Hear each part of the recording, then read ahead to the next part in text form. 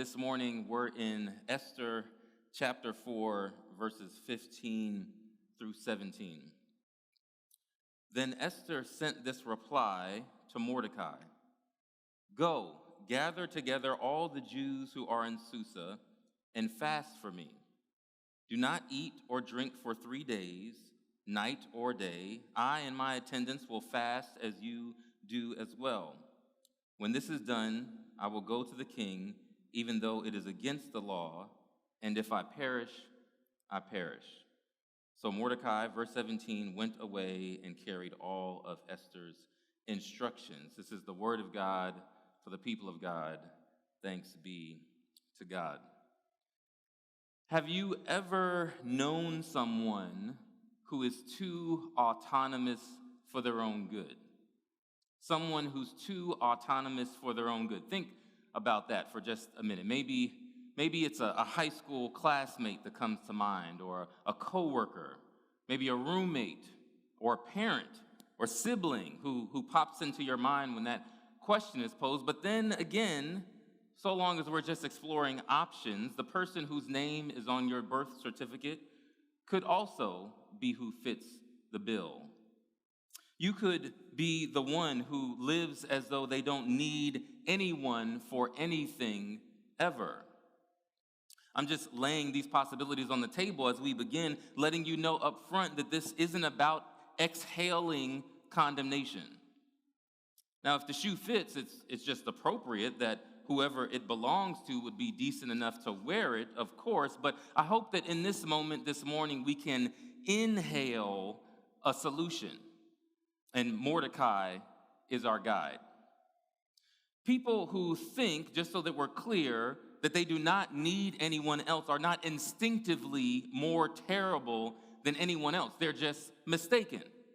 They're just misshaped, perhaps, by pride. The he or she in question can be hard-charging with ambition and possibly arrogance for days. That's one caricature. But they also might be as lazy and lackadaisical as can be. The point is, ego knows no bounds of race or gender or temperament.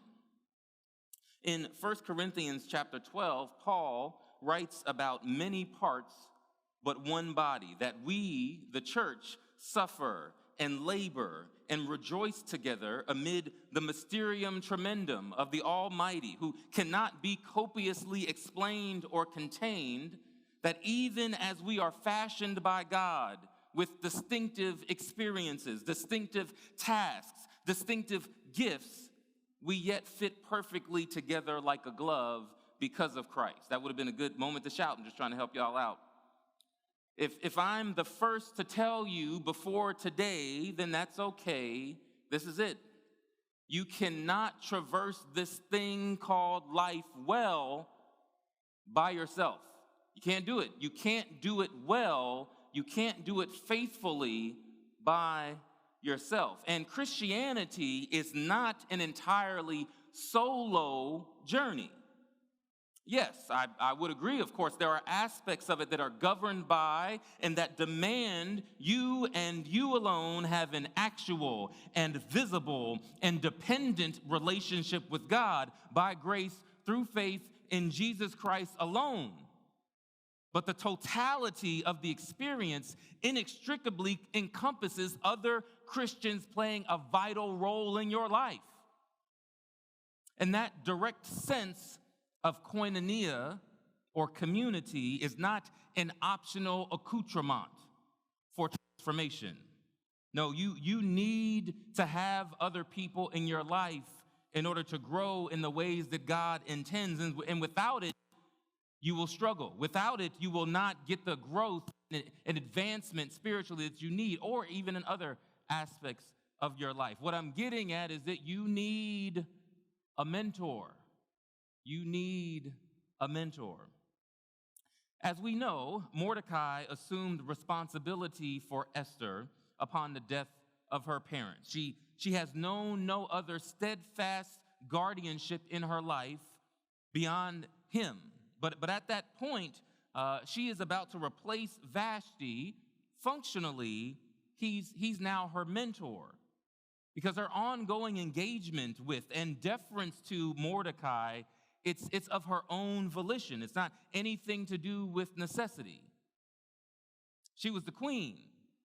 She was the queen, so there were no structures to compel this remaining investment in or whatsoever preferential treatment that she had towards Mordecai. But she did.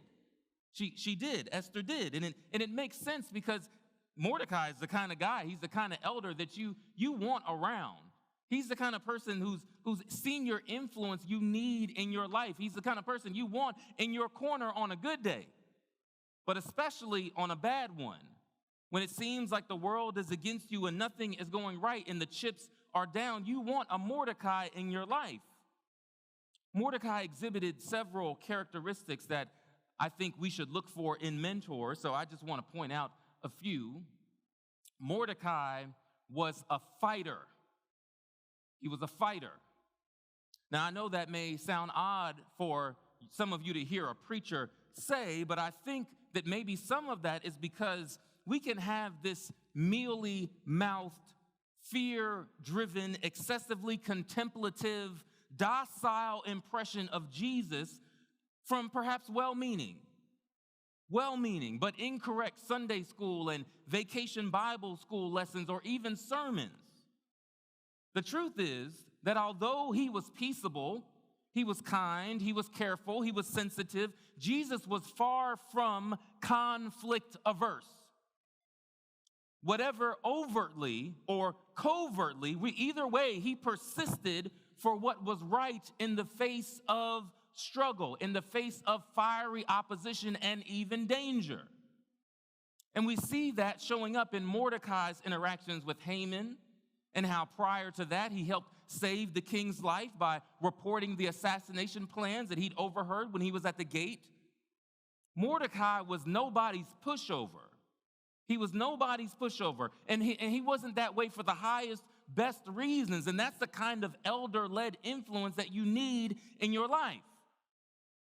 Also, Mordecai took an equal opportunity approach to truth, which means anybody could get it.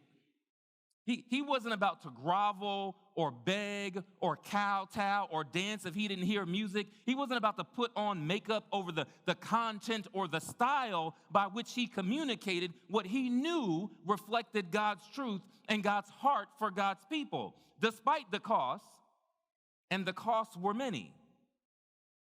There's no denying, of course, that Mordecai had a deep, deep love for Esther. He loved that girl to pieces. Earlier in the story, when she moved one step closer to becoming queen, the text says every day he walked back and forth near the courtyard of the harem to find out how Esther was doing, what was happening to her. He was not a manipulative, sicko kind of father figure who was looking to just use her position as a come up for him. That's not the case with Mordecai. However, as great as his love for Esther was, and it was great, Esther could get it too. Again, he was an equal opportunity individual as it related to the truth. He wasn't about to pull any punches or create soft landings for Esther because he'd been around the block a time or two. This is not his first rodeo.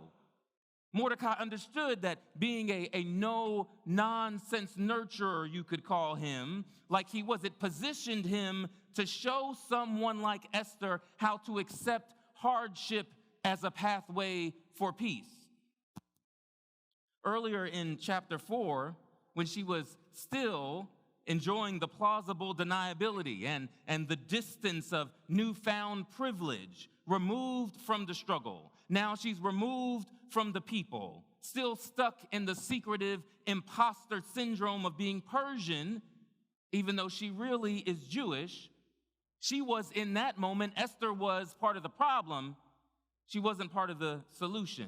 And what Mordecai did is what Mordecai always did in this book.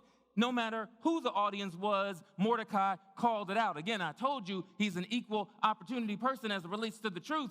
Anybody could get it. He called her on her stuff. He loved her, but he called her on her stuff. It's as if he was processing that now that she's sitting in the lap of luxury, she might be sipping on the Kool-Aid of over assimilation. And as far as he was concerned, he was like, nah, we're not about to go out like that.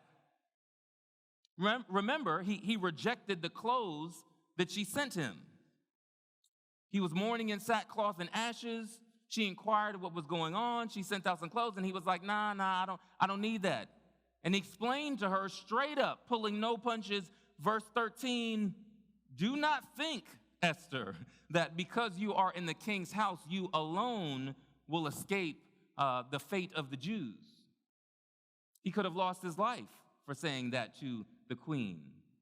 But for him, as much as she was the lady who he had adopted and he had nurtured as his own, in this moment, in this part of the story, she is now someone who is still allowing him to mentor her in her life. Now, lest we remember Mordecai as some kind of dissident or a disgruntled old man with nothing to do who's always bucking the system, Mordecai was generous. I want y'all to pick that up. Mordecai was generous. He didn't have to adopt Esther. He didn't have to. He didn't have to care about King Xerxes' life when he overheard these assassination plans. He could have been like, well, go ahead and kill him. I didn't know anything. He didn't have to care about Esther and her well-being. He could have kissed up to everyone. He could have played political games. He could have chased after saving only himself and been like, forget about the nameless masses of my brethren, my sisters and brothers, my Jewish people who will perish, who will be slaughtered. I don't got time for all that. I'm trying to get my little thing over here, and whatever happens to them happens to them. But Mordecai chose the less traveled, cruciform path of life. Mordecai also was who you might describe as a standard bearer, meaning he led by example. He was determined to stand, even if standing was horribly lonely and it saturated his life with ridicule. And I'm here to tell you, there's something special about those who don't expect others to not go through what they're going through, in the sense that they're not going to hold themselves accountable to what they're telling you to do. That's not who Mordecai was. He was like, nah, I'm going to show you the way. I'm going to show you the standard. These people are not perfect, but they take great pains to be an example of faithful living while affirming God as the example of faithful living. Now, if maybe your parents like to read and you're pondering a Christmas gift for them, I'll recommend this book that you might get them. It's by a man named Christian Smith, and the book is called Lost in Transition: The Dark Side of Emerging Adulthood. He's raw, I'm just going to tell you up front, and astute in how he details some of the struggles of your generation, things that you struggle with at greater levels and to greater degrees than other generations have in the past, particularly this thing called adulting and faith commitments. A lot of what he shares reflects just the cards that you guys have been dealt. It's no fault of your own. It's what you have inherited. You have inherited things like normalized technological dependence. You've inherited things like a breakdown of the family unit. You've inherited things like the phenomenon of helicopter parenting. You've inherited these things. You've also inherited this oxymoronic idea of convenient or cultural Christianity. It's an odd thing, but these are just things that you have inherited. It's not your fault. Alongside other sobering reflections, Smith, who's a sociology professor and researcher at the University of Notre Dame, he writes this: young people need to be loved, to put it as plainly as possible. They need to be engaged, challenged, mentored, and enjoyed.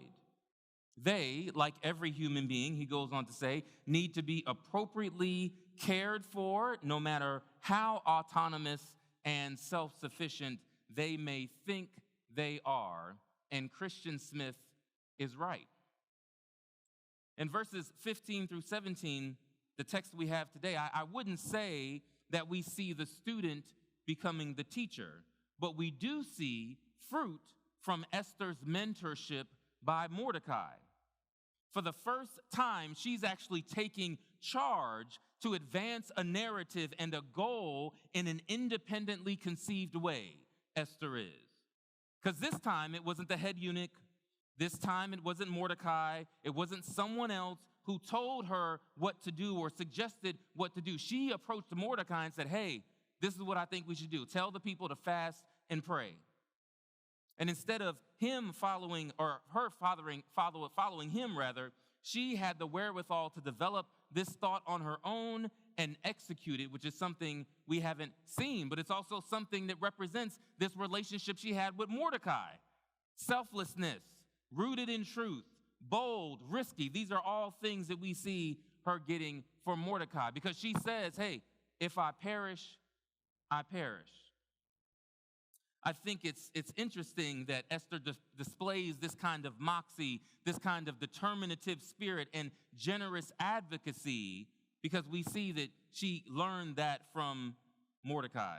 She's willing to break the law, and in doing so, she's willing to put everything on the line, not for personal gain, not for fanfare, but for the sheer preservation of life, the life of her people. You may need a mentor in your life to specifically help you navigate relationships, or specifically to help you navigate your faith, or specifically to help you navigate your career. Or you just may say, hey, I need all of the above. I just need somebody to help me in general. And that's perfectly okay. And it's okay to have multiple mentors for different things. Some of the mentors in your life will be there for a long, long time. Other mentors in your life will be there for an abbreviated season. But like everything else, you should value quality over quantity. Better to invest in a mentoring relationship with a few elders that proves meaningful than to spread yourself too thin, because we all know there's only one of you to go around. There's only one mentor you can be with at a time to go around. And speaking of investing, that's exactly what this kind of relationship, a mentoring relationship, will require from you. Ideally, you got to be the initiator.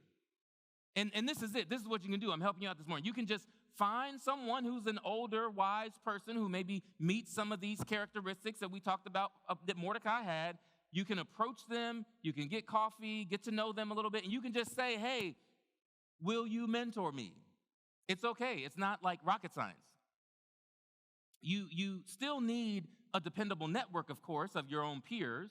That should go without saying. But you need an elder in your life, a mentor in your life, because they're going to give you something that's not an echo chamber of what you're going to hear from most of the people in your generation.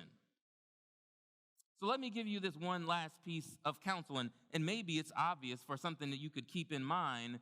This is it. You are the youngin'. Did y'all hear me? You are the youngin' as the one who is being mentored. Your mentor is an elder, so do the whole universe a favor and put some respect on their name. Because this is the truth. You will need them before they need you, because they possess at least some of what you want. They've been where you are, but you can't say that you've been where they are because of your age and subsequent inexperience. And that's not a knock. That's just how life goes. It's not a diss to anybody. We've all been there. If we're a little older, like myself, we once were young, and we needed the benefit of others' insight and experiences and intervention to help us advance and hopefully avoid some of the mistakes that the older person made in their life. So don't despise your youth. That's not the point. But just accept the position that comes with it. And one day, sooner than you realize, I tell you, you'll switch positions, and you'll become the older individual that the youngin' will come and approach you and say, can you mentor me?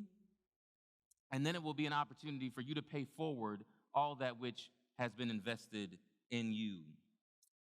May the Lord our God be your anchor in joy and pain, with you forever for the end of the age. In Christ's name, amen. You guys can go in peace.